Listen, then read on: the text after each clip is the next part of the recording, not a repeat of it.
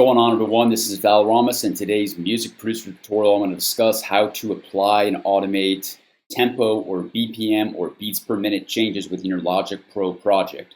So for example, if you would like to have tempo changes in your actual tracks and you want to go from one tempo to another tempo and then back down to another tempo, there is a way to do that, and that is through automation of the actual BPM of the project.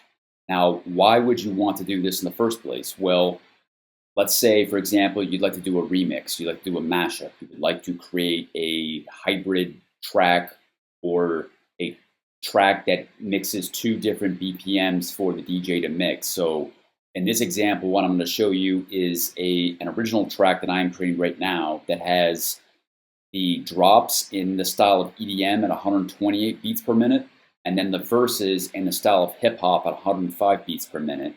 And then both the intro and the outro section are at 128 BPM or beats per minute for the DJ to mix. So you can mix this track with other EDM tracks, but the verses can be at a comfortable tempo for the hip hop lyricist or artist to perform rap vocals or lyrics over the instrumental beat without it being too fast.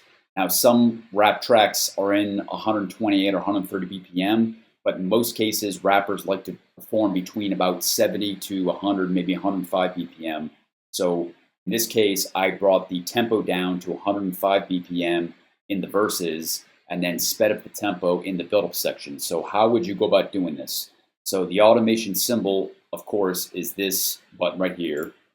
Press this button, and then you go to this tempo right here. Now, if tempo is not displayed, you can really just right-click and then check the tempo box, and that will display the tempo icon. So you can see the markers up top. That is my arrangement. These are my arrangement. This is my arrangement. And you can see I have 128 BPM here in the intro section, and then I have a 2-bar break section when the tempo drops from 128 to 105. And then the hip-hop artist or lyricist will come in here during the 16-bar verse, number 1, at 105 BPM. And then the build-up number 1 is when I come in as the producer, and I'm probably going to chop up the hip-hop artist vocals to expedite the tempo or increase the tempo as you go into the drop. And you can see the tempo change here happening at 105 all the way up to 128. So when you do this, you're using this hollow dot with a black circle in the middle, and you're going to adjust that, and you can adjust the slope. So you can see I have a more dramatic slope here during this 2-bar tempo change, and then it's a bit of a slower gradual slope in this 8-bar tempo change, and then again right here a faster tempo change, a much greater slope during this 2-bar break after the first drop. I'm not going to do it because it will force a change in the project. Actually, I will do it, so I'll show you what happens. But when you do this, you can adjust this tempo right here. And when you do that, it's probably going to mess with your freeze settings. So when I do that, see now it's loading. It's going to cause a change. But you'll need to play around with these settings.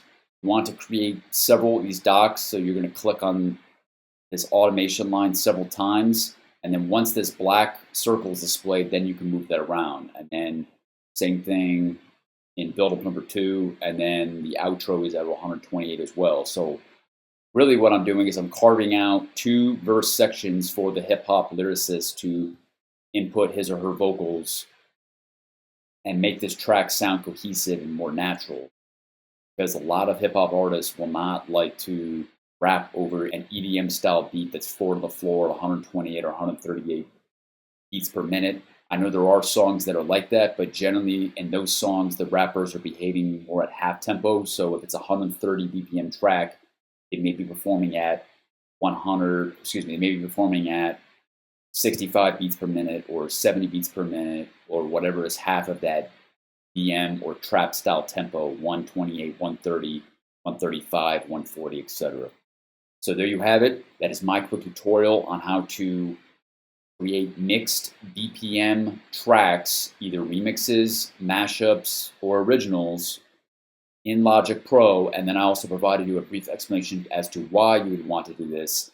Another example is sometimes DJs will create these unique edits where the track will start off as one tempo in the beginning, and then it'll end at a different tempo, and there'll be a transition there when the BPM actually happens. I'm not going to name any examples, but if you have been DJing more than a couple of years, you've probably seen this where maybe the track starts at 95 and then ends at 75, or it starts at 105, ends at 101. And when you label that track, you're generally going to label that track mashup or edit, and then in parentheses put 105-101, because the tempo reader on your mixer or on your controller or CJ is only going to read one tempo, and then it's your job as the DJ to know which tempo is first and then which tempo comes second, or vice versa. And that will enhance your sets because it creates excitement for the actual listeners at that particular venue. So there you have it. If you have any other comments, questions, tips, or tricks to share with the audience, then please leave those in the comments below, and I'll see you in the next video. Through fire and through flame, I'll rise up and defend my name. In war and in death, I'll stand strong and